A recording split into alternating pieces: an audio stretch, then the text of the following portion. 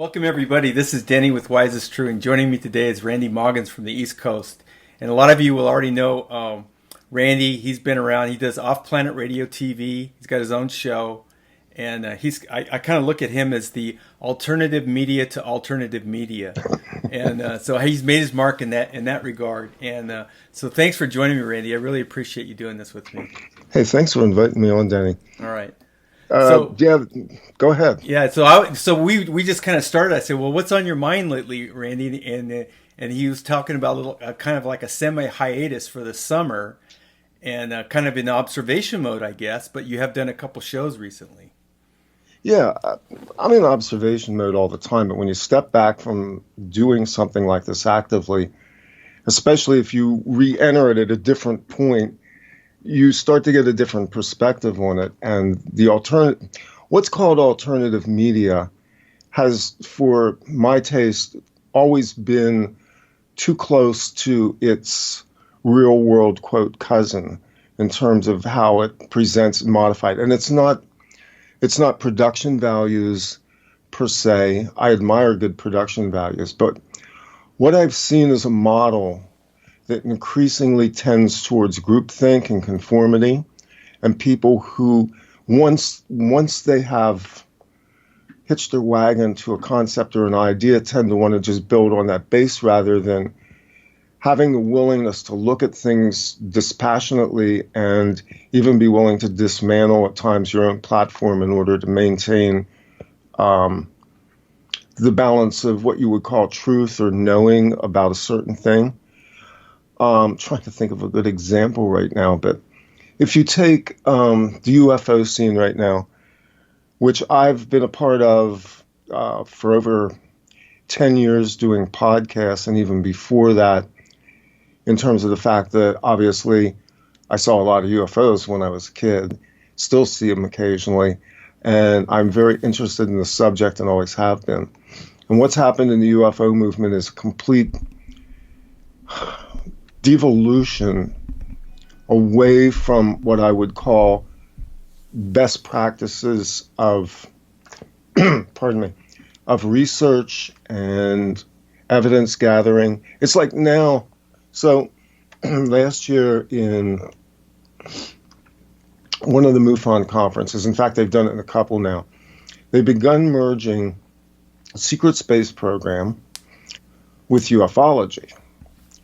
And the problem with that is that the secret space program is, from my standpoint, a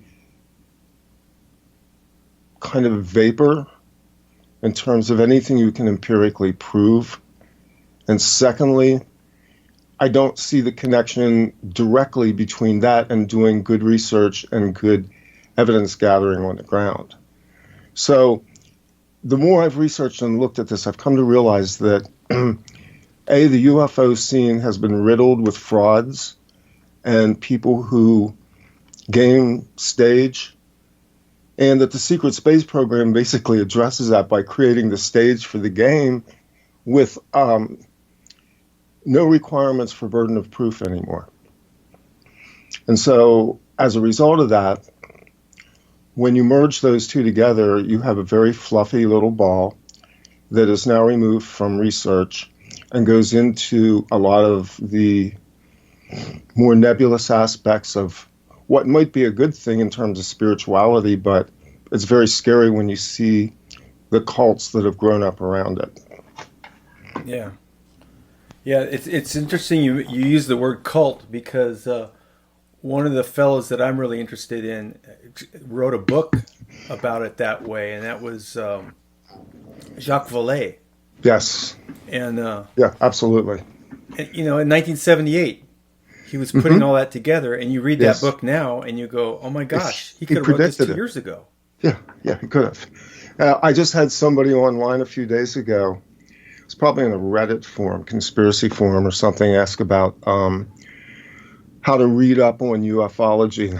That's exactly what I told him. I said, Jacques Vallée, before you read anything else, before you look at the landscape of the UFO scene, read Jacques Vallée, because he will ground you if you follow where he was going. And in fact, in my research, you go back to the 1940s and you begin to look at the beginning of cult figures.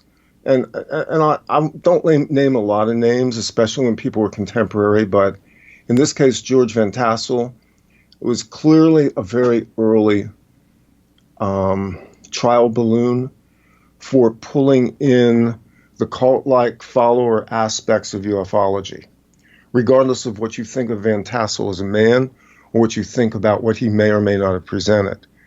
It was very obvious that he found a market for his information. He exploited it. He made, for that time, quite a sizable piece of money off of it.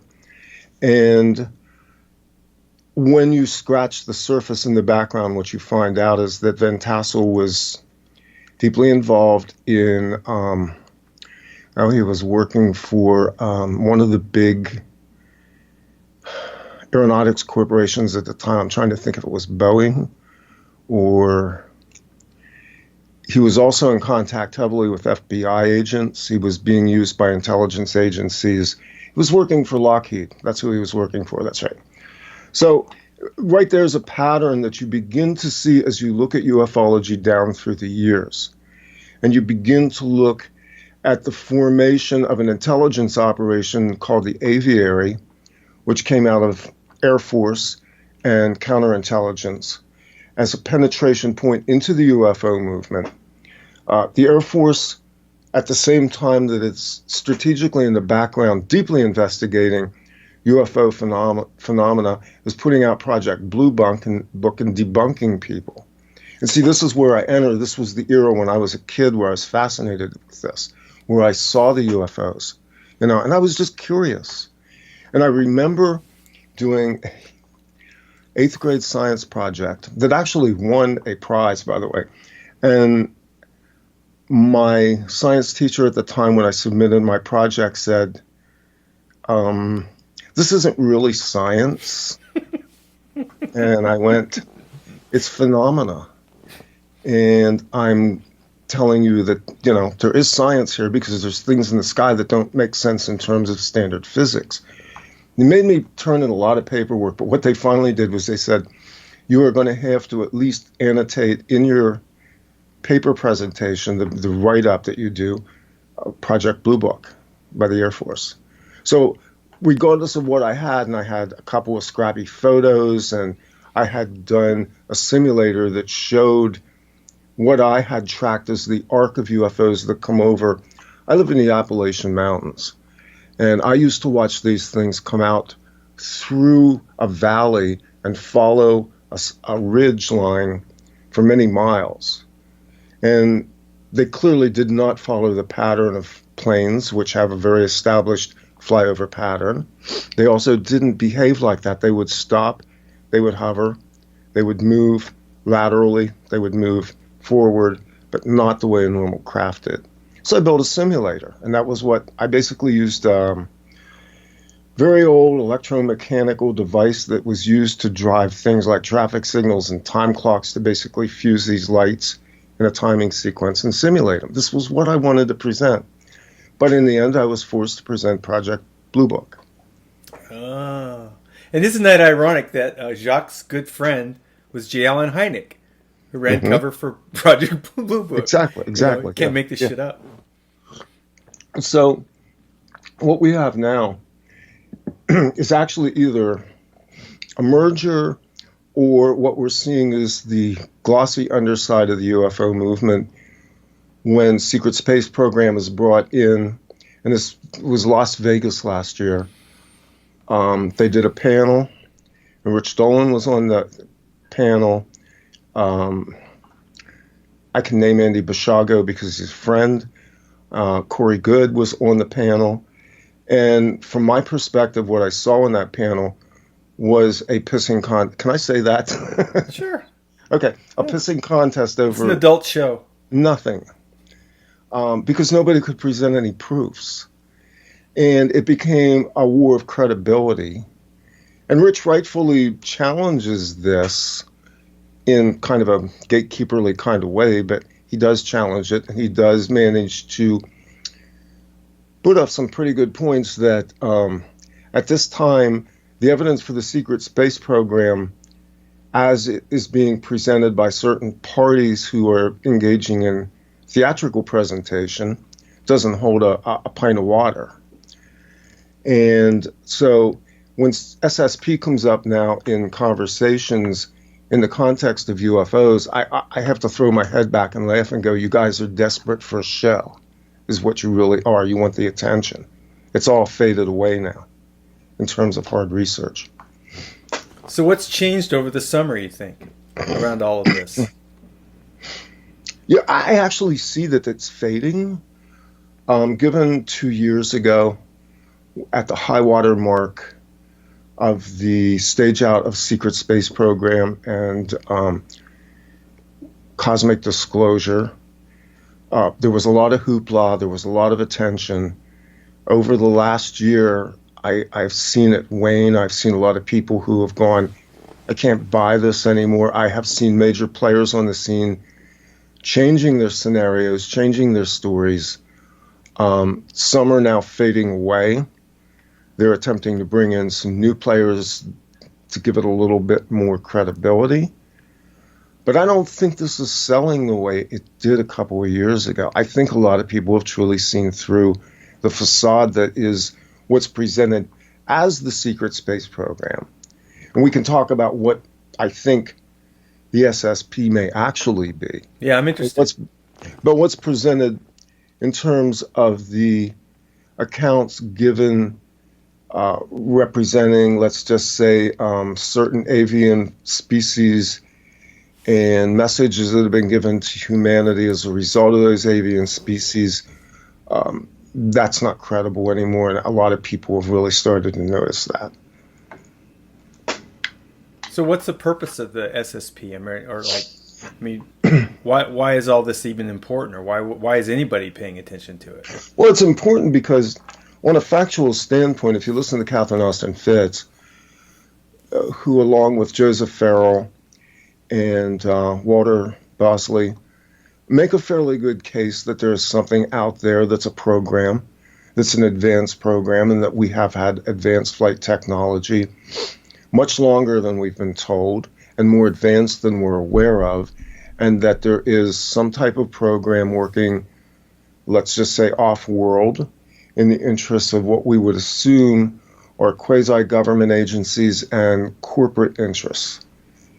And I think there's some truth to that. I think there's a fair amount of fiction that's built around it, and I think that's the screen that keeps what's really going on from ever coming to the surface because of the confabulation and woo-woo that's been tossed at the whole subject. When we begin to look at the amounts of money, and I don't have the exact figures anymore that Catherine Austin Fitts puts out, we're talking billions, probably trillions of dollars missing. That famous Rumsfeld scenario the day before 9/11 with the missing money then. I mean, every year the military budget seems to come up with a hole somewhere that leaks billions of dollars. So it's pretty clear they're funneling that money into something that has no front-facing operation. And they're just papering it over. And it took, a Wharton School graduate like Catherine Austin Fitts to kind of do the forensics on that to realize that this money was going into something that didn't have a payout in terms of perception with the public. But what do you think the purpose is? I mean, what is the purpose? I mean, if there's programs, quasi-government programs, corporate interests, and this off-planet thing, what's it about? What's the end game? I mean, I'm not convinced. I'm not even convinced it's off-planet. It doesn't have to be off-world as we know it. It is some type of military operation. That much is clear. Mm-hmm. And it goes back into the phenomenology of the UFO when you consider that I'm fairly convinced UFOs changed over time. And if you go back and you look at the history of UFOs and you look at the photographs that have been taken, the drawings that have been rendered, the eyewitness accounts, the craft have changed and evolved over time in a way that wouldn't make sense to civilizations that had well-established platform technology platforms, said that backwards. So it's a floating kind of thing where I suspect that, yes, there are what we call alien spacecraft out there. There are advanced beings who have been and still are coming into this Earth atmosphere. But I think a lot of this has been a front operation to cover up the production of flight technology and weapons technology and platforms for advanced warfare. And that's what this is shrouding, is basically advanced weaponized technology on a whole lot of levels. And the reason I go to that conclusion is because of what we know about secret projects. And I'm sorry, I've got a train in the background It's right okay. now. So It's all right. as long as it's not drowning us out. It's okay. It's quite loud, even though it's a mile away. So when I began to delve into MKUltra and black operations, military operations, and this was real early. In fact, this was before there was OffPlanet Radio. The show was originally called Exotica. It was actually a show that I did on a network I was affiliated with up until about 2010. And I began to look at MKUltra and began to talk to people and interview people in the background, and then ultimately on the program itself about these covert operations and what they understood about the covert operations that they were involved in. Given that most of these people had experienced profound and traumatic programming on a physical, psychological, emotional, and spiritual level, and had been wiped numerous times, a lot of what they detailed was obviously very sketchy, but one thing kept coming up about advanced technology was that apparently we have the ability to move at very high speeds, not just in and out of a terrestrial atmosphere, but perhaps even interdimensionally in some way. And so when you begin to even allude to that type of technology, and this is conjecture, but it's very obvious to me that the technology that exists, quote, on our side is far more advanced than we understand. And it's been hidden from us for very good reasons, because once that technology was revealed, the genie's out of the bottle in terms of this limited resource mindset that they have installed into the people, the population of this world. Once you know that you have had cold fusion energy, free energy of any type, advanced propulsion technologies, the ability to move things across space and time frictionlessly, all of a sudden your civilization either implodes in on itself in cognitive dissonance, or it will advance as a result of the knowledge of those technologies. So they've held a delicate balance in terms of maintaining the narrative so that while some of these details may leak, in fact, they have very good cover in terms of what they keep out in the media in terms of debunking their own programs. Does that make sense? Oh yeah, makes sense. Yeah, I'm eternally interested in the end game. You know, the big, why all this effort into weapons technology. Is it going to be, is it for Earth-based programs, Earth-based war plans, or are we talking about something, exoplanetary, or, what, like, where, there's so many things going on with mind control. Yeah.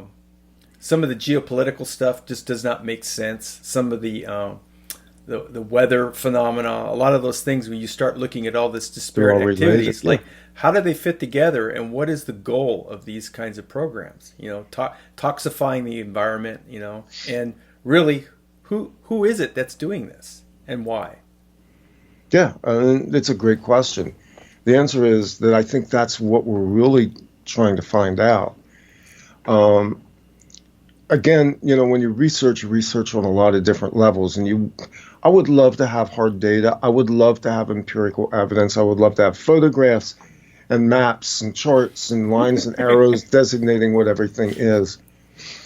Intuitively, what I believed, and what I've even believed since I was kind of young, because I think our generation, I think a lot of us came in here kind of armed for some sort of unveiling, and yet at the same time kind of a showdown.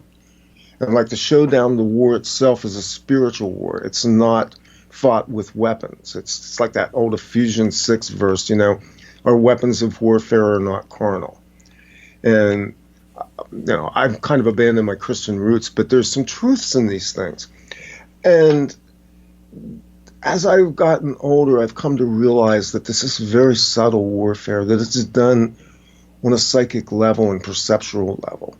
So that, it's so cliche now to say that the Matrix movie revealed to us the nature of our world, but, it kind of did. In very plain terms, it told us some things about not only the reality that we currently are engaged in, but our own choices in terms of engaging it. And so something wants to control outcomes. And what are the outcomes? What would be the ultimate outcome? And I've lived through endless cycles of things, and so have you. The 2012 thing, obviously, it was huge, and I remember after 2012 thinking, people were pissed off that we weren't destroyed. They were upset that nothing happened, and yet something did happen. A lot happened.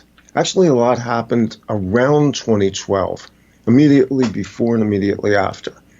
So I view this as an advancement in human consciousness and human spirituality, and I think we're in a test. I think we've been tossed some of our best enemies, our best nemesis, in kind of a cage match. Toss us into the world, but they want to fight. They want to pick up the chair and slam you over the head, and you've got to figure out what the Jedi mind trick is that makes them realize you're not where the chair just landed. So the goal to me then seems to be deception on many levels, but largely the deception is to keep us powerless in the face of the fact that we don't know a whole lot about our own reality. If somebody tells you this is a secret space program, challenge the premise on the standpoint of, what do I really know about space? I know what NASA's told me since I was a little kid. I know I've been shown pictures of things and videos of things, and I've seen some rocks. I've been told we have all this marvelous technology as a result of NASA, but I've also been told we have it as a result of Roswell. Ultimately, the technology is just a means for us. The computers, all of the technology we have now, they're extensions of something that's embedded in us. They're metaphors for tools we need to develop inside of ourselves. So a lot of what I talk about, pardon me, on my shows, and what I even boiled down as the crux to pretty much everything I've done in media and even my own life over the last 20 years, the central point of it is consciousness. To me, that is the single fundamental unit that we have in this present reality. I don't think it's everything, but when I talk about consciousness, I'm talking about holistically being able to deal with the reality that we have and then move beyond it.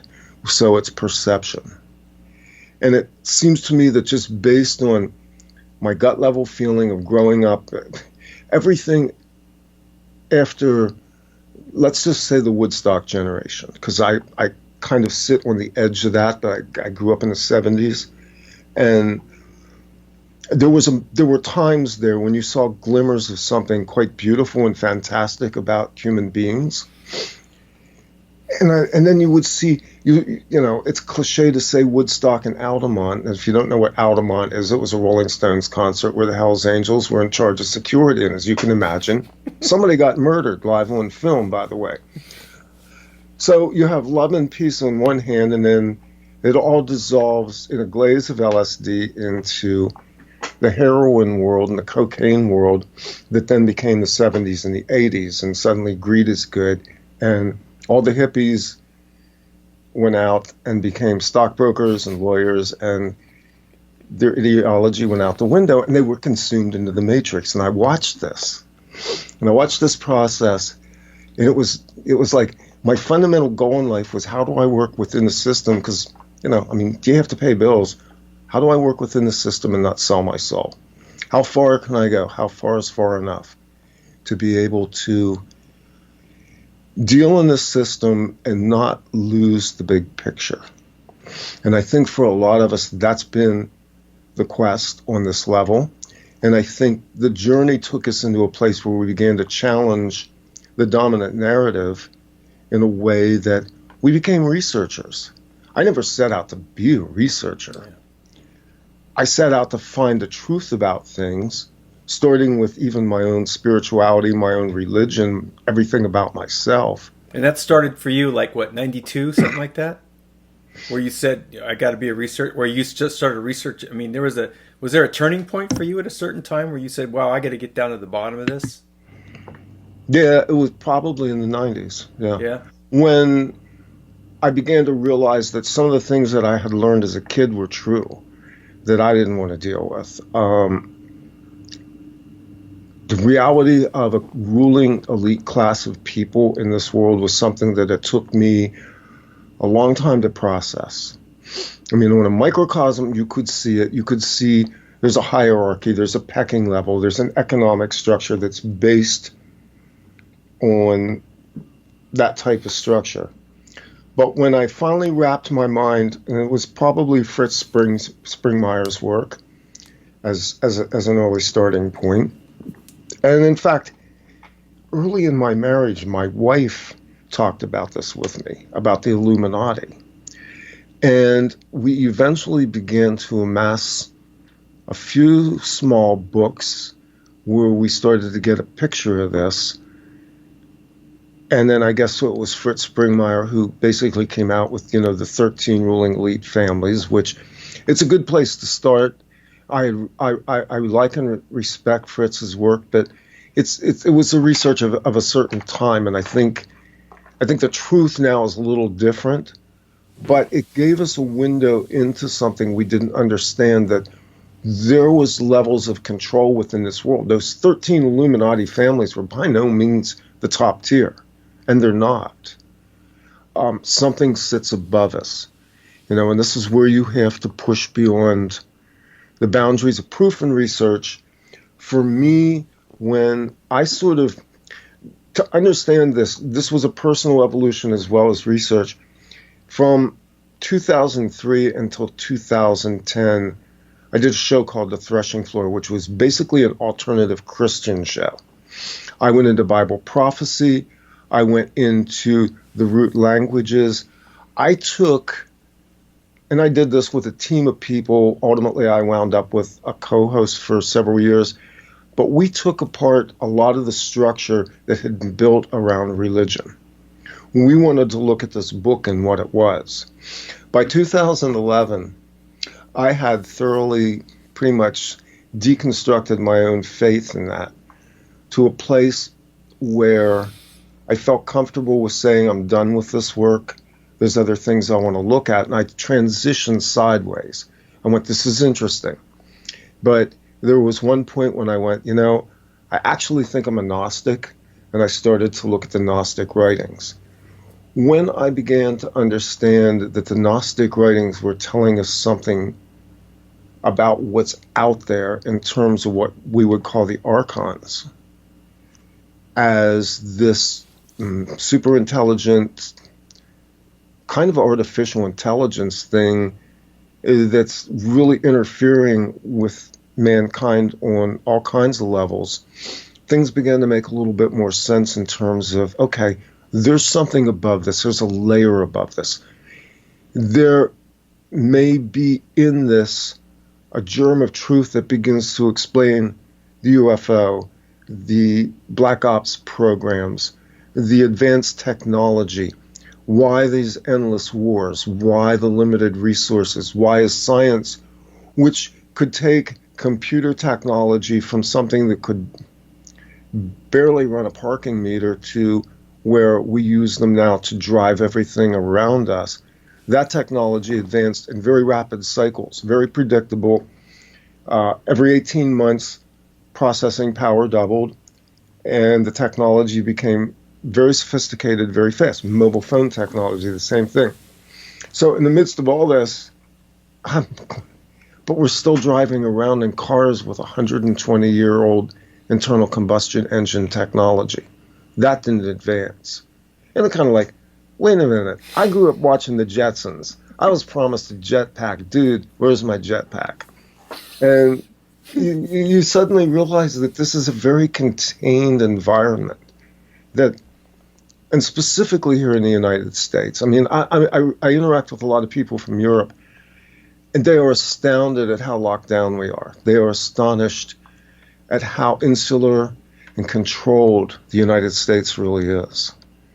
And it feels like to me that all the hoopla about greatest country in the world, and I'm not knocking it.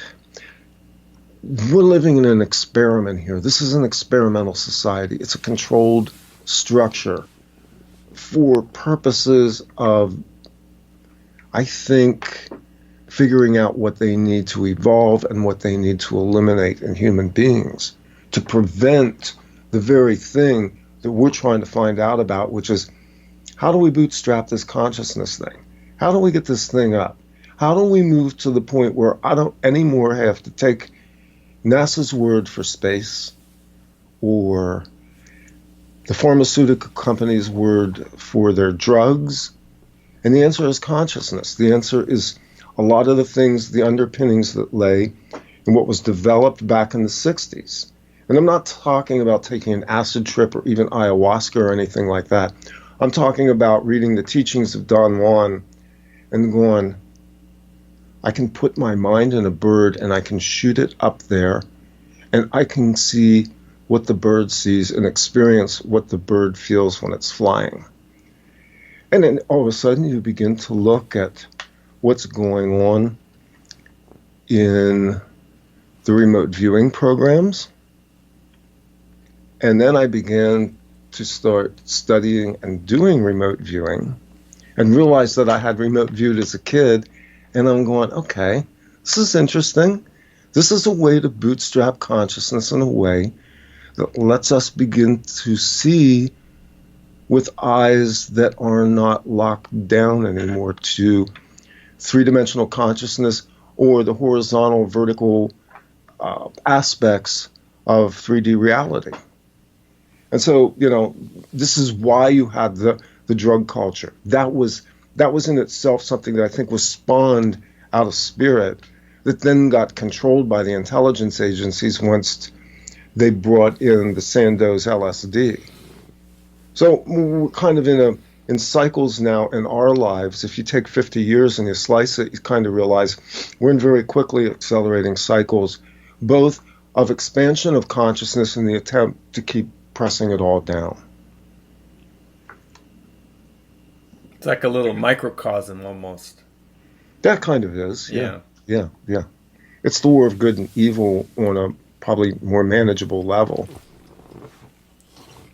So did you have any more revelations or research that you did around the whole Archon idea and what that might be more specifically as it relates to human consciousness and also the history of humanity? Yeah, there's actually some shows that I've done with different people over the years, and I don't have anything in front of me right now that I can cite. My sense of the Archons is that it's a representation of something that we're ascribing now to the ET on some level, specifically what I guess you would call the Syrians, the reptilians, the more predatory aspects of the ET phenomena. And I see the imprint of Archons in that, in the things that have gone on with abductions and people who are reporting sleep paralysis, that these entities, these beings, seem to have some overlap with the Archons. How much of that explains anything depends on the level of stagecraft as well, because obviously these beings can change and morph over time. I mean, different cultures appear to report the same thing using different languages. You know, we have the jinn, we have the other side of it is the legends of the Fae as being, let's just say, the positive race. Some would say the seed race. I'm not sure about that. But what's apparent is that humanity is a product of a fair amount of genetic tampering. That was one of the most stunning things, was realizing whatever we are in terms of genetic makeup, we are the product of very long-term experiment in advanced genetics to get us from what we're told was a Cro-Magnon to where we are today, and even the rapidly speeding up evolution. And this even goes, in my opinion, into the whole aerosoling operation and why they are seeding heavy metals and toxic chemicals into the environment, changing our food, genetically modified organisms, is that apparently there's some attempt here to do a very fast reboot of humanity based on a model that literally is not of this world, to change the environment of this world, to change the biology of human beings, and also probably to alter the consciousness of human beings in a certain way so that they continue to be food for the Archons in terms of loosh harvesting, good robots in terms of biologically being able to produce what is required to sustain the world on some level. And then you have the Georgia Guidestones, and you look at the numbers that they want to reduce humanity to, and you realize that they want to become efficient enough to run a world with a minimal amount of us and hopefully eliminate the ones who have been the most troublesome to them, which is people like us that are looking at the reality stream and questioning what it is. Are they successful? They haven't been so far, despite whatever they seem to do. Man seems to be amazingly robust, and our will and our consciousness seems to reassert itself even over very long-term cycles of extinctional events. You know, if you go back and you look, and we did this on a show years ago with a colleague of mine, Dr. Joseph Lumpkin, who looked at all the extinction level events that had occurred, and also the events that we call the axial ages, which was where you had convergences of civilizations and consciousness that converged into forward motions. And so it appears as though that whatever's attempting to control us does not understand the will of the human spirit in this realm to reassert itself. And, you know, it's like, this is really a crude representation. It's like if you have a major infestation in a house, and no matter how much you spray it, those bugs adapt. In a sense, what we are is what... the mammalian cockroach. Yeah, exactly. And no matter what they do, you know, and so we're resilient. And what was it? It was a film I saw a few years ago, and somebody will remember this because it's a famous quote. The most resilient virus is a thought. And we're a thought.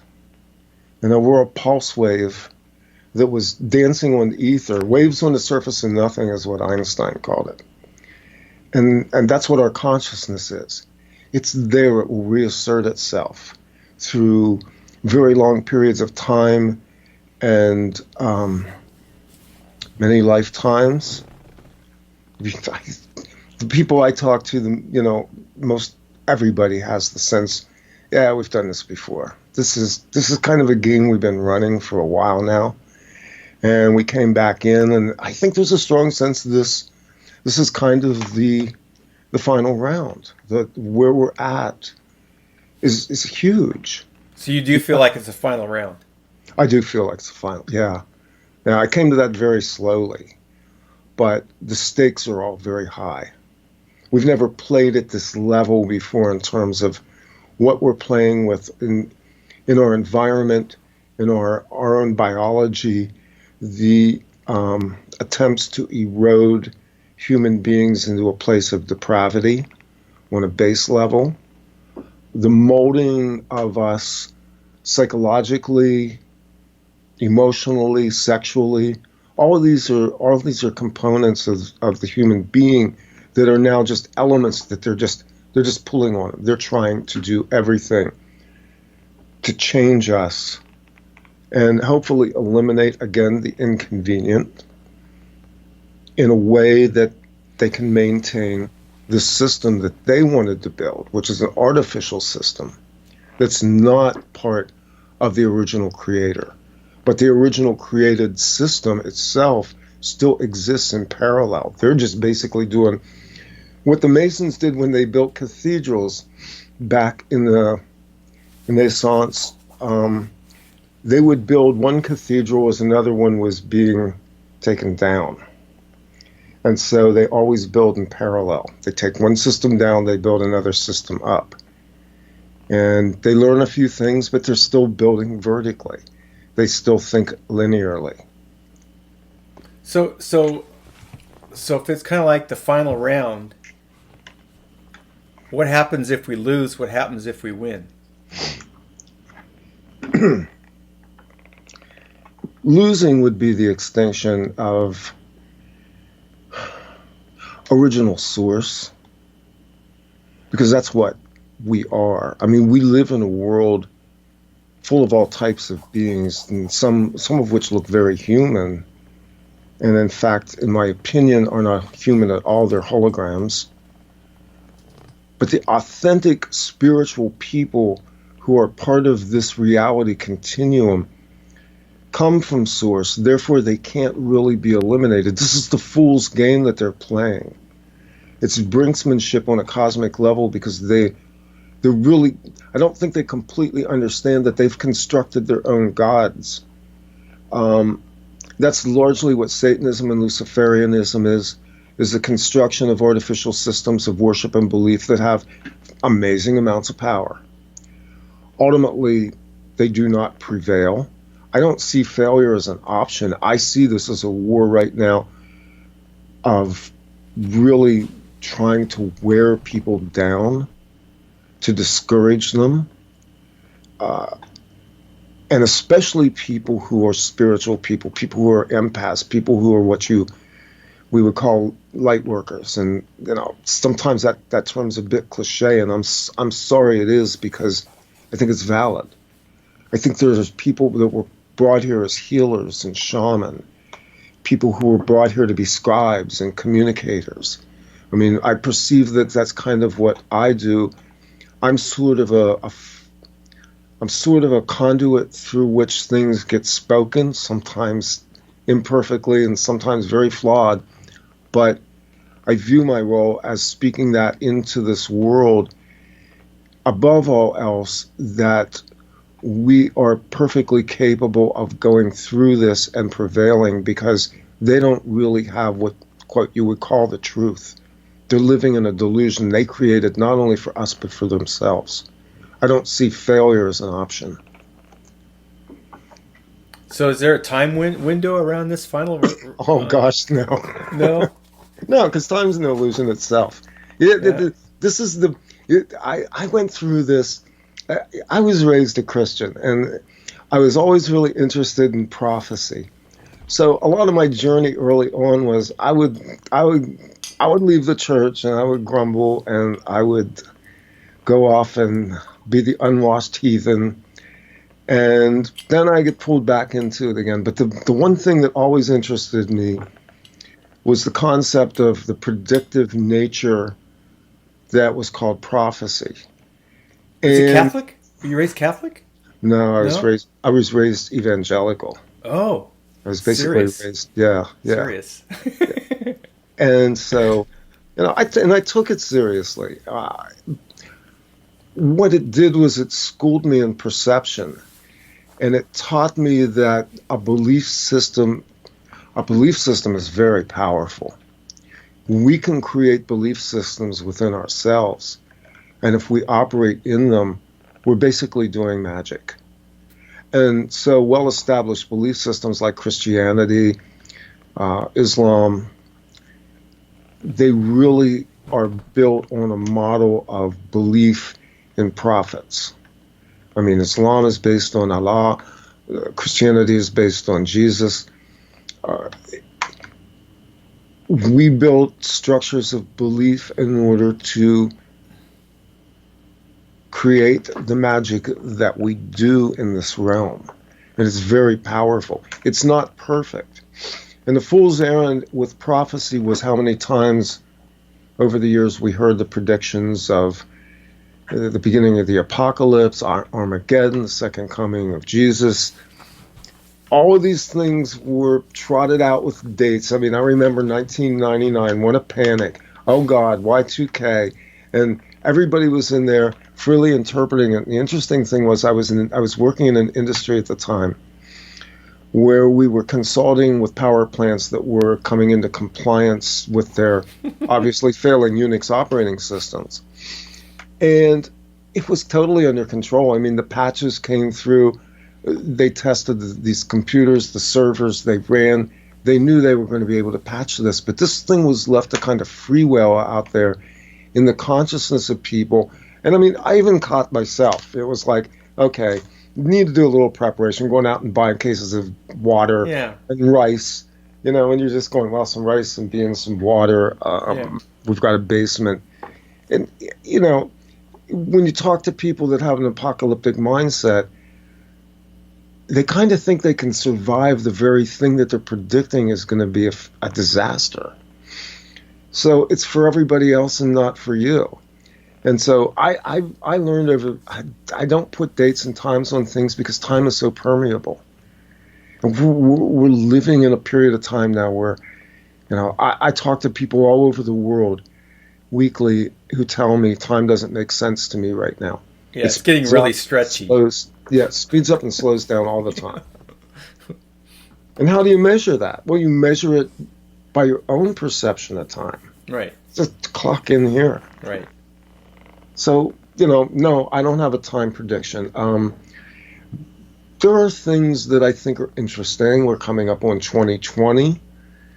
Those numbers always have a poetic ring to them. And again, it's a belief system. So if something's going to happen, something very interesting could develop around 2020 just because it has a poetic kind of aspect to the numbers. I mean, 2020, you can see, right? Yeah, which is based on a calendar that's really suspicious in the first place. The whole history, everything about history is sketchy. Have you ever run into Anatoly Fomenko? Absolutely, yeah. Have you read his stuff? I've read some. I've never gotten through the book. It's dense. It's like 7 volumes, isn't it? Yeah, but it's huge. I've gone through Fomenko's work enough to realize that what he did was he basically called bullshit on pretty much everything we understand about the post-Christian era in terms of historical accuracy. And the fact that we're living in a very shortened time span from those... sorry about that. Did something fall off here. That we're living in a very contracted period between what we consider to be thousands of years may only be a few hundred years. And when you read Fomenko and you see what he postulates and how he proves it, it's pretty impressive. The mathematics, astronomical data.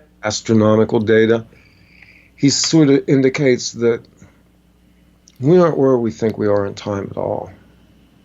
It's like being in the middle of the ocean and you find out your charts don't work. And you have to recalibrate. So we're constantly recalibrating, and we're recalibrating time based on landmarks that are moving around us. That even what is above us has shifted in terms of perceptually. Some things aren't in the sky where they're supposed to be anymore. People have seen the sun and the moon rising and setting in very strange places, which begs the question, what are we navigating in terms of external coordinates anymore? What is our benchmark for time? And how is mind control working with this? Because there's amateur people, amateur astronomers, there's amateur observers out there aren't part of the official. So somehow mind control has to be involved in all of this for that to proliferate in the human consciousness. So that's something that I've realized more recently is that if you want to learn about any of this stuff, study mind control first. Yeah, absolutely. I mean, for me, I wish that was one of my more recent regrets that I hadn't done that, because I would have saved a lot of time, I think, had I done that. When you study mind control, I began talking to survivors specifically of MKUltra, and the deeper down the rabbit hole I went, the more I realized how pervasive it is. These programs have been running since the 1930s. They precede the World War II scenario. They precede the establishment of the post-war operations that we began to understand, specifically when OSS morphed into CIA and Operation Paperclip and all of that. The Rockefellers were already funding mind control projects in the 1920s and the 1930s. And I mean, even going back further than that, you go back to eugenics. Eugenics really laid the groundwork for it. It was the fundamental where the concept came up, largely coming out of the Milner Roundtable and that group, the elite families of that time, which eventually evolved into Tavistock Institute, that we were malleable material on a lot of levels. On a large scale. They could do a lot of really impressive things on a large scale. Yeah. It wasn't just picking individuals out of the population, but they could do a whole population. Those people who were picked out of those programs and placed into what I'll call the hardcore programs, because in addition to the hundreds of programs that ran under Paperclip and ran under Project Talent, there were other projects that were probably what we would call softer projects that included more subtle operations, but the hardcore operations themselves were a test bed for humanity.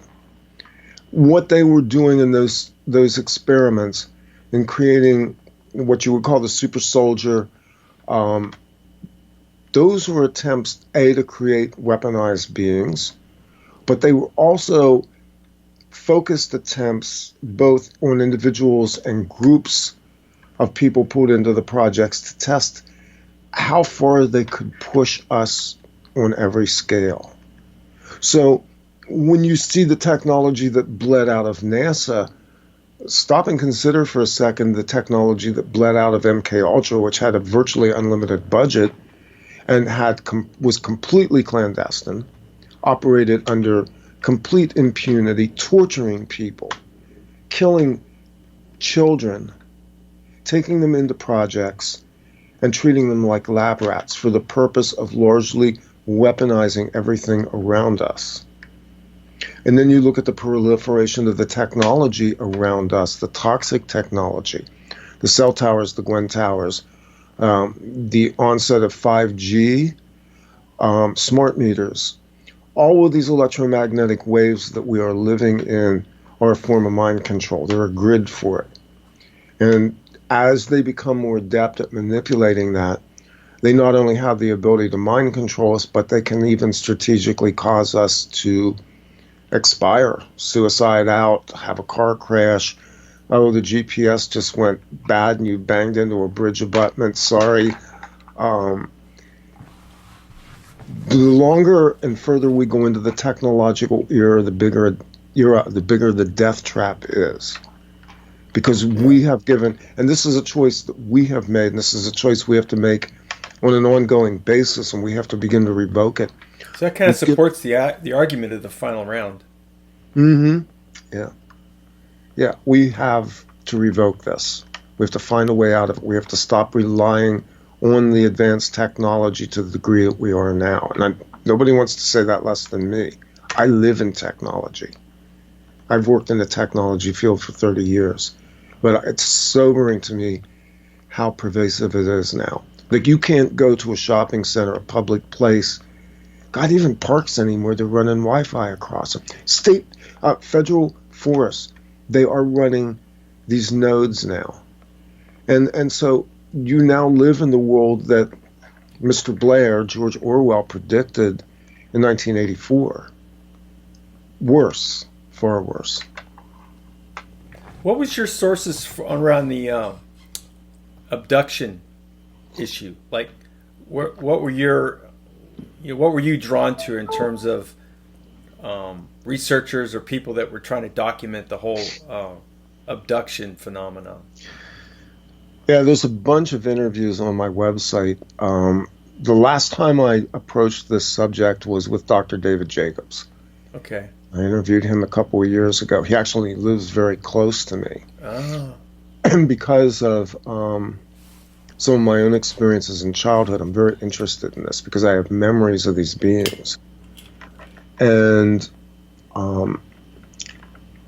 Dr. Jacobs has gone further. He's working in a very narrow area of inquiry, especially since he began coming out with the information about the hybrids.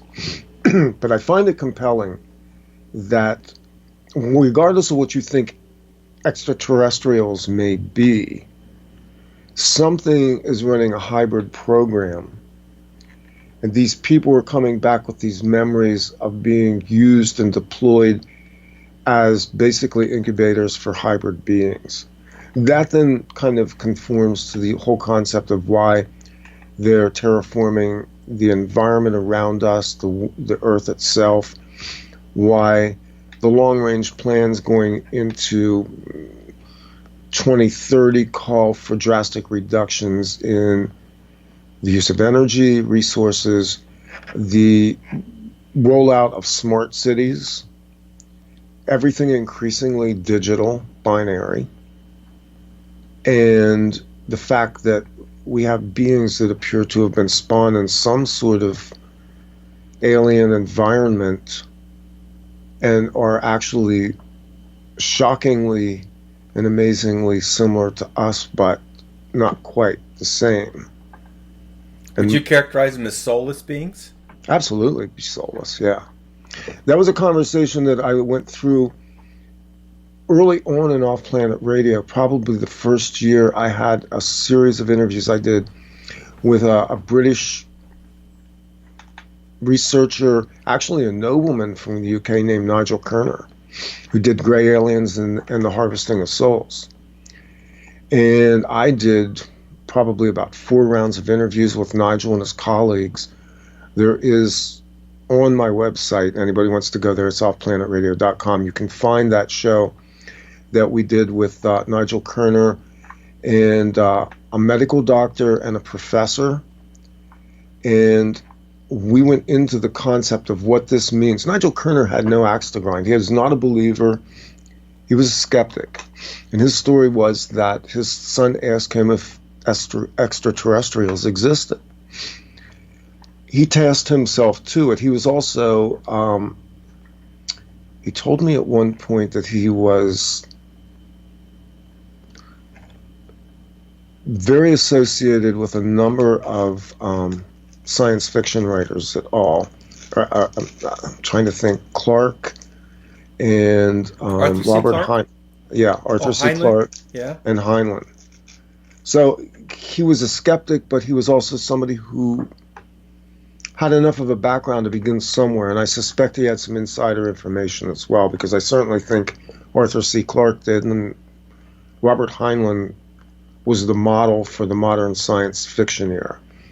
But Nigel came to the conclusion, based on what he researched with abduction scenarios, blended with his background research into spirituality and science, and he was very much a believer in science, that the stories of abductions were true and that the gray aliens themselves were largely skin suit robotic units, soulless themselves, and or part of a race that had long ago been abandoned. They would have been like the worker bees in a colony that were left to drift in space.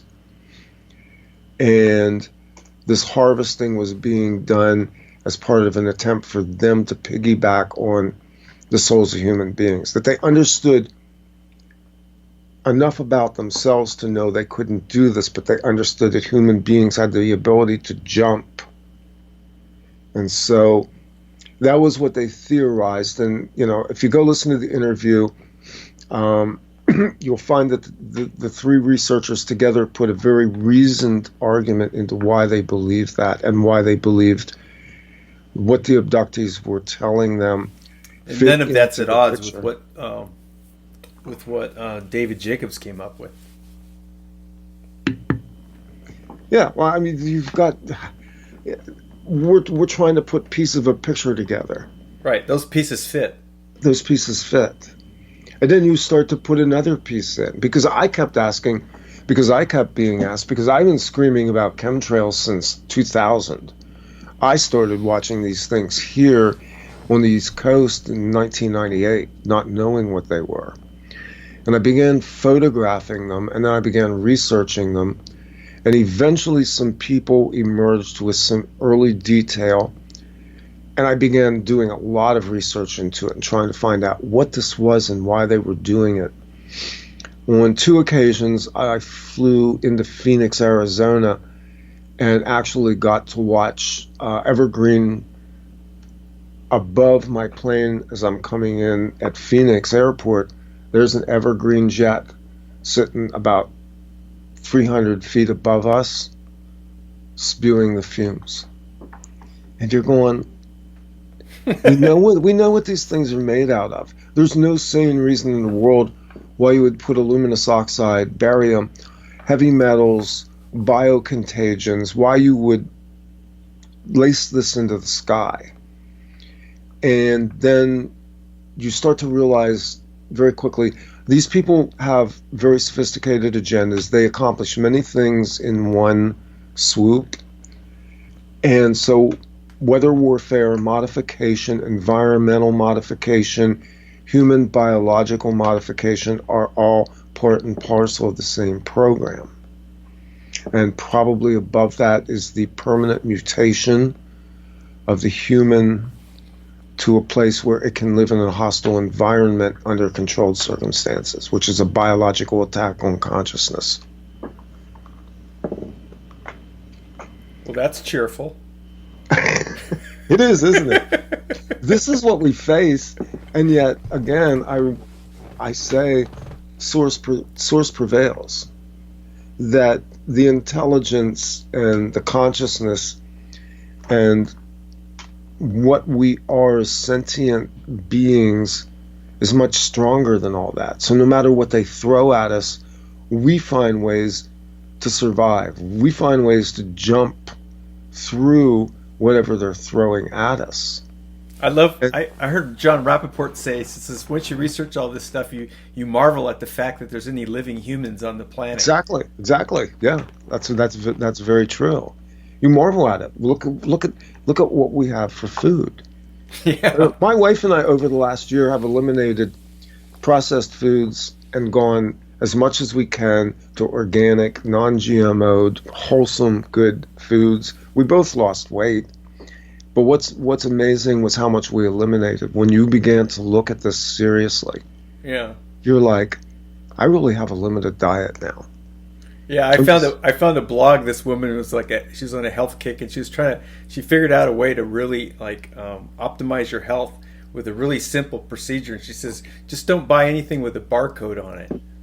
That's basically it. Yeah. I mean, and I thought, well, that's brilliant. And if you think about it, that's Well, the Christians used to say that was the mark of the beast. So that was the 666. So yeah, right. Maybe in some weird kind of way they were kind of right that when this goes back, and you bring that up, so the barcode and what that represents, and then the fact that we live in an advanced corporatocracy. Here goes, this is the layer of it. We're very concerned about artificial intelligence, but I've pointed out to people, and I put this out on Facebook every once in a while, whenever the AI thing rears its head, because I was actually scheduled this weekend to present in Copenhagen, Denmark, on artificial intelligence, and unfortunately that conference got canceled because they lost their funding. Oh shoot! You were going to fly out there?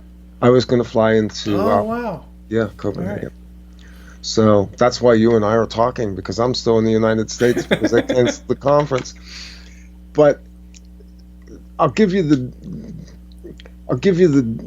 takeaway from that talk was largely this, and it's really what we've been talking about. Artificial intelligence, however you view it, is really just another type of the Archons. It simply has fooled you into thinking it's faster, smarter, more efficient. Yeah, it can run billions of clock cycles faster than you or I can blink an eye right now. That doesn't make it smarter. That's not what intelligence is. And in fact, intelligence isn't even intellect the way we understand it. When we begin to factor in empathy, intuition, the core values of being human, which is a code among us that basically you would say it follows the golden rule. I mean, we are beings that are completely... That's my wife's coming home, and we have 2 border collies. Dogs. And they love my wife. Oh, so when she comes home, we go through this big... It's like an opera. It's chorus. It's the Greek chorus in the background my apologies, but if I go in there and stop it, it'll be even worse. Hey, it's your show. As long as you're cool with it, I'm fine with it. Okay. But where were we here? Artificial intelligence. Yeah. So we've been fed a deception about artificial intelligence. Again, something that we put in front of ourselves as being greater than us. And the whole denouement to the artificial intelligence thing is that those algorithms, those processors, the quantum computers, whatever it is that they've come up with technologically, do not have anything dimensionally above 3 and 4D. I mean, I consider 4D to be the time domain. So when we talk about 3 dimensions, the 4th dimension is time. I call it a time domain because that's how the matrix operates. The secret to getting out of the matrix and the secret to defeating AI is to begin to vibrate at higher frequencies than them, which is on a human scale, but above a human scale. It's a resonance pattern. And this goes into spirituality and meditation and the practices that we can do in the face of being poisoned like bugs to still maintain biological hull integrity while at the same time accelerating human consciousness and human frequency to a place where it can quantum jump right over top the matrix. Okay. AI, baby. You got it for free. I didn't have to fly to Copenhagen. You just saved hundreds of dollars on airfare there. Exactly, yeah. And a very sore butt after being on a jet for way too long. Yeah. Well, I think we could probably go on for a couple more hours, but I think if we did, maybe we could do a follow-up sometime, and I would really enjoy doing that with you. That would be fun. Maybe come back a little more prepared to present some things. I just sort of gave you a run-through of, I don't know, the world according to Randy Maugans, I guess. Well, that's fits the bill perfectly. Awesome. All right. So I want to thank you again, Randy, and I want to thank everybody for joining us, and I'll be back again. Thank you. Bye-bye. Very cool. Thank you, my friend.